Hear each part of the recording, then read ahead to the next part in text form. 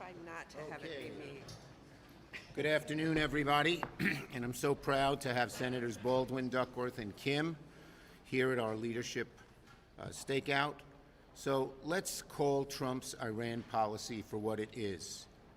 Not Trump's Operation Epic Fury, Trump's Operation Epic Failure. That's just what it is. It's an epic failure. 45 days into this war, things are worse than the day Trump started his choice of putting us in war. Let's look at the chart here. Strait of Hormuz, the situation is worse. Iranian regime, situation worse. Gas prices, situation worse. Iran's nuclear ambition, worse. American credibility, worse. What a colossal failure. What a colossal failure. And yet, despite all of that, 45 days, Congress has done nothing. Nothing. They're putting their heads in the sand with this awful war that's hurting America, hurting the American people, hurting the world economy. No hearings, no oversight, no accountability. Not one. You'd think in this war there'd be some hearings at least. Nope. Not one. So if Republicans won't act, Senate Democrats will force the issue. Starting this week, we will bring a war powers resolution to the floor, and if Republicans block it, we will vote again and again and again. Until this war ends, or Congress does its job and holds the administration accountable, we will bring these resolutions to the floor every week. I believe 10 of them have been filed. Okay, why do we do this? Because our troops deserve a mission, not a mess. They deserve a strategy, not chaos. Now Republicans have a choice. Stand with our troops or keep them in harm's way without a plan.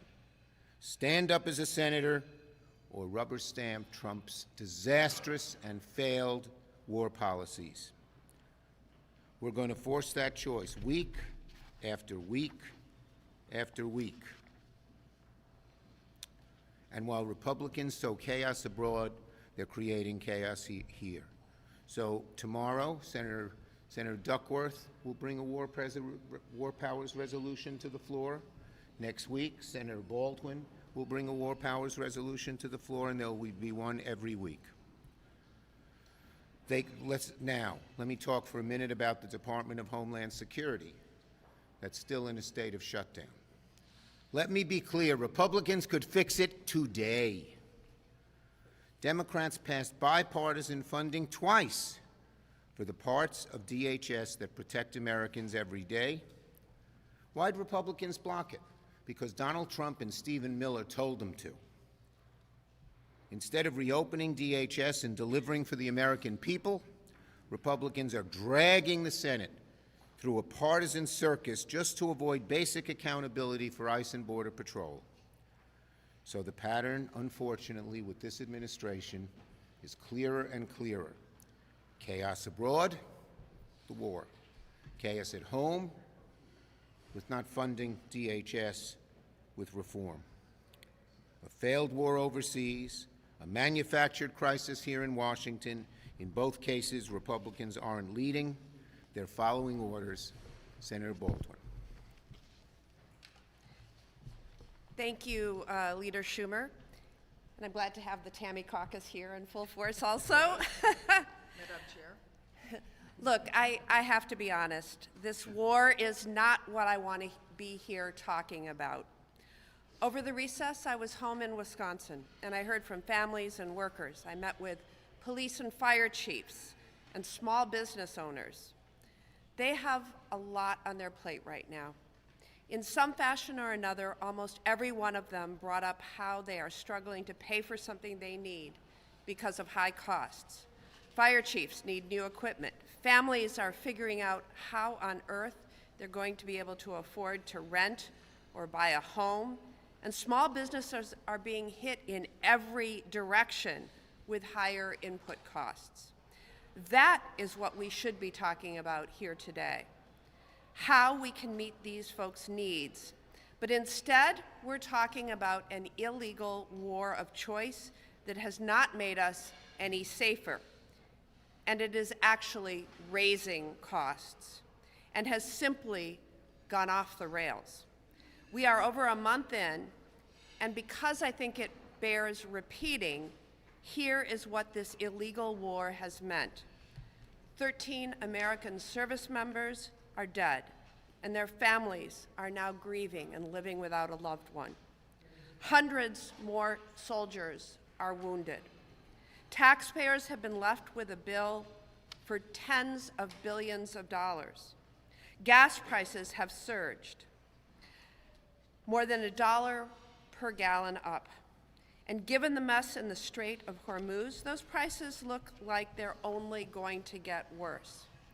Fertilizer costs are skyrocketing for farmers across the country, including in Wisconsin.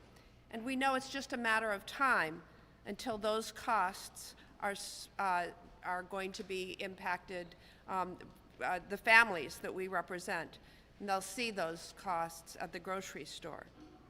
Iran's resolve has been strengthened, and despite what the president says, the Iranian regime still has a huge stockpile of enriched uranium, and its capacity to build a nuclear weapon has not been diminished since this war began. I don't know how else to put this. This war has been a disaster, a total and complete disaster. Americans are paying the price because of this war, and it is abundantly clear that the president has not even a shred of a plan for how we get out of this mess. So, we need to do it for him. This week, we will force the Senate to vote on a Wars Powers resolution to end this war. And if Republicans won't wake up and smell the coffee this week, we will force these votes again and again and again, until either the Congress finally does its job to be a check on this president, or he comes to his senses and stops this war. Congress has a job to do, and despite my Republican colleagues' best effort to give it all away, we do have power around here, and we need to use it to stop this illegal war of choice. Now I'll hand it over to Tammy Duckworth.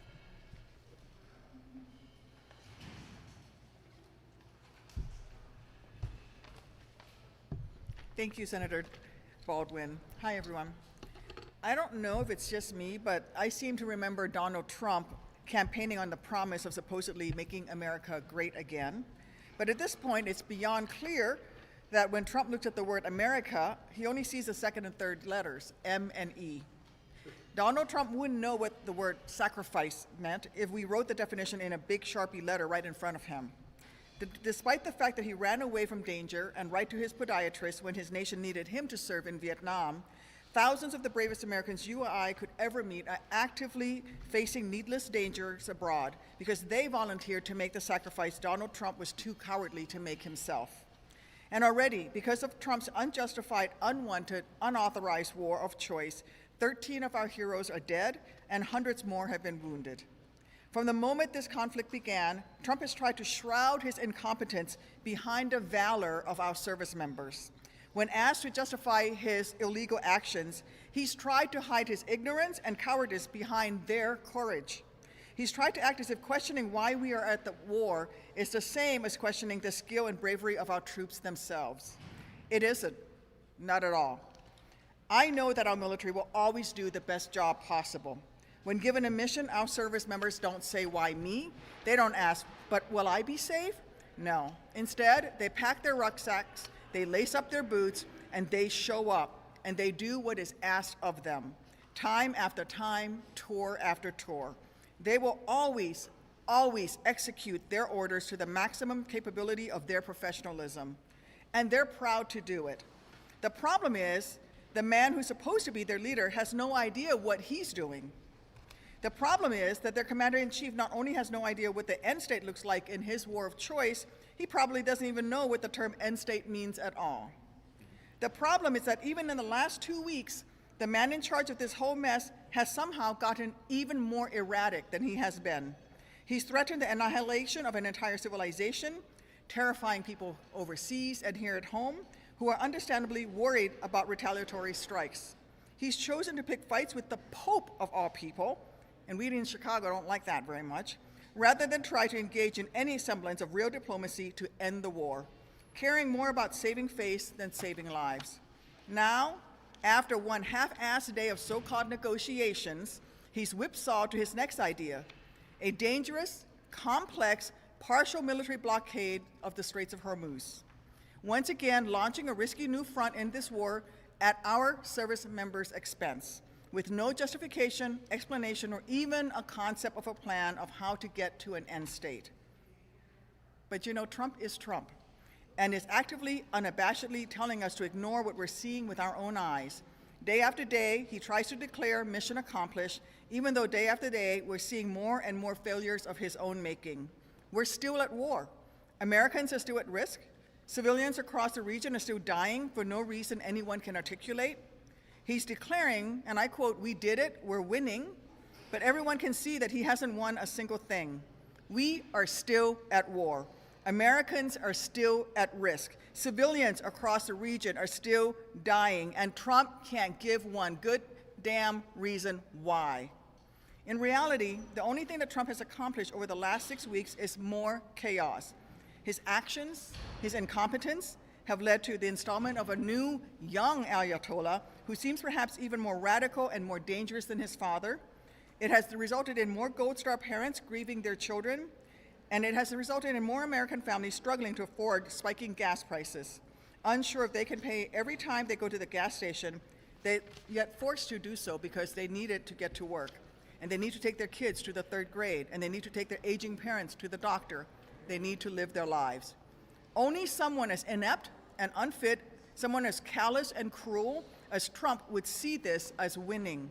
Only a draft-dodging coward would think that this is the right way to engage in war. We cannot let this chaos continue unchecked. As our troops continue to sacrifice whatever is asked of them, we senators need to do the absolute minimum required of us. That's why this week I'm going to demand a vote on my War Powers resolution to end Trump's illegal war of choice. My Republican colleagues have a choice also. It's simple. They can vote with me to end this conflict and prove that they're actually putting America first, or they can vote to put Trump's ego first. With this war growing more and more out of control each day, it is clear that they cannot continue to do both. Thank you. And now I will turn it over to my good friend, the Senator from New Jersey, Andy Kim. Great job, Tammy. Thank you. I'm going to back up and try not to run over you. Sorry. Good afternoon, everyone. The Americans that I represent tasked me with the mission of coming back to the Capitol and to be able to find the urgency that our nation needs right now. That is the word that I heard, urgent. It was urgent that a woman that I talked to in Atlantic City told me that she feels like she's drowning. She's just overwhelmed by so many costs, and the gas prices are just making it so much harder.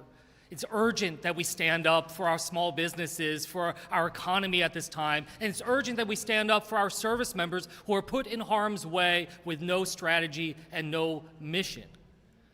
So with that urgency in mind, when I saw the absolute insane tweet that President Trump put out about destroying a civilization, I came straight back to the Capitol to try to demand what the American people have been asking for, because they are livid right now about this war that is being fought in their name, at their expense, but without their say. And they're just done with this. They are absolutely done with this. So I came back here and I went to the Pentagon. I asked for a briefing about this war, and the answer I got was no. They're not just saying no to me, they're saying no to the American people. They're saying you don't deserve to know what is happening with this war. And we are just so sick of this. So we're here right now, back here with weeks of this war going on, 0 hearings in Congress, 0 hearings. Nothing from Hegseth, where we should be demanding that we have an absolute accounting to the dollar how much has been spent in this war, but we get none of that. And I just want to convey just how livid the American people are right now when we see this, because the urgency that the people that I work for have expressed to me is not being felt or seen by Republican leadership here. Where is the urgency of Republican leadership here at the Capitol when our country is at war? I worked at the White House during wartime. I saw what leadership should be when it comes to a commander-in-chief, and I see none of that. I see an absolute vacuum of leadership with this president. Not only is he absent, he's making things so much worse. As someone who's been in negotiating tables before as a former State Department officer, nothing that I saw in Pakistan with those talks resembled the serious negotiations that the American people deserve at this incredibly dangerous moment. These are serious times, and we have an unserious president and White House leading this country into this level of chaos that is beyond anything I ever imagined that I would see. So I am filing and have filed for war powers myself that we will take up in the future weeks if this war continues on, because it means that much to my constituents and that much to the American people to get the answers that they deserve and to be able to bring this illegal, unconstitutional war to an end. Yes. Is it your belief? Election forecasters say Democrats' prospects of winning back the Senate this fall are improving. However, some of your candidates in key states like Michigan and Maine have said they want to change the leadership around here. If they get nominated, would you still support them for the general election? Look, we're going to win the Senate. We're going to win in Maine. We're going to win in Michigan. And our caucus is united and focused on winning those seats. Leader Schumer, good afternoon. Leader Schumer, this question is for you and Senator Kim. With the DHS shutdown going on here, the World Cup final will be played at MetLife Stadium. There's a hearing tomorrow with some of the security officials. Are you concerned in any way that this is going to threaten the security of the World Cup, even though that's not till the summer, considering the severity and the length of this shutdown? Senator Kim, it's in his state. So I've had extensive conversations with Governor Sherrill, with security officials throughout New Jersey and nationally as well. We feel confident that we'll be able to pull off the World Cup, to be able to have the security. But that is certainly something that highlights the urgency of this moment, and which is why, just the continued efforts by Republican leadership here, especially in the House, to hold up a bipartisan deal is completely reckless. But even with the shutdown, you don't think that that's going to interfere in preparations for this summer? We will make sure that the American people are safe. We will make sure that the World Cup goes across successfully. And that is a promise that we need to make to the American people and to the rest of the world. Thank you. Senator Kim. Yes. Thank you, sir. Republicans are set to fund ICE and CBP through reconciliation. That's going to have no guardrails on it. But the original bill agreement in January, that had some guardrails on it. Why is this outcome better than if Democrats had just voted for the January bill? Because the January bill had no safeguards, virtually none. The simple safeguards that every police officer in America obeys. They have to have identification and don't wear a mask. You use warrants before you bust a guy's house down, or gal's. That you cooperate with local police. All of that is not in there. Democrats have standed united and strong that we must fund DHS and Border Patrol with the safeguards. The chaos, my colleagues talked about chaos. The chaos we're seeing in Iran, we're seeing in cities across America because you have a Border Patrol, because you have an ICE that is just so out of control. We're not standing for that. America doesn't want to stand for that. They're on our side. Leader Schumer, can I ask you about the allegations both against Swalwell, Tony Gonzalez? Is there more that the Senate and the House needs to do to ensure that people who work in this building feel safe going up the chain of command? Well, let me just say, I'm glad that those two resigned, and we have to be vigilant, vigilant, vigilant against any kind of harassment, whether it be sexual or in any other way. Yes, no. Someone had their hand over there. Do you foresee any reforms Do any any reforms to ICE in the mix? Look, the bottom line is these are simple. These are common sense. They're what every police department uses, and when you ask the American people, they're on our side. It's the intransigence, particularly of the hard right, who seem to like what ICE is doing, even though no sector of the American people do, to not reform it. And so they're tying themselves in a total knot by going through a reconciliation process that no Republican wants. And you can be sure in the vote-a-rama, we're going to hold their feet to the fire on DHS, on the war, and on so many other issues. Thank you.